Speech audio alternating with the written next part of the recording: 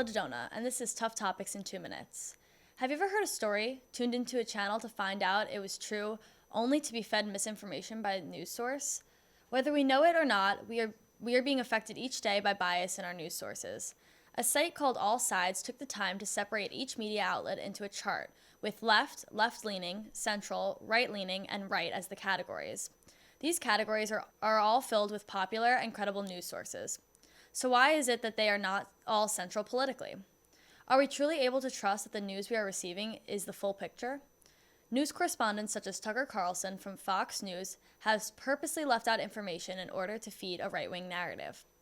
John Oliver said, and he's openly admitted that he's been engaged in deliberate rebranding exercise, tweeting, "We have successfully frozen their brand, critical race theory, into the public conversation, and we are steadily driving up negative perceptions. The goal is to have the public read something crazy in the newspaper and immediately think critical race theory." Carlson's agenda can be seen in his stance on topics such as critical race theory. An article in Mediaite reads, according to Oliver, Fox News mentioned the theory 4,707 times in 2021 alone, largely thanks to Tucker Carlson, who consistently disparages it despite once admitting, "I've never figured out what critical race theory is, to be totally honest, after a year of talking about it."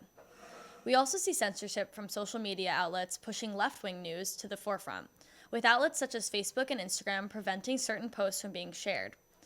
Is this stopping the spread of misinformation in the news or fueling bias? It is important to open ourselves up to all sides of the political spectrum and allow ourselves to think critically about the information that is being shared.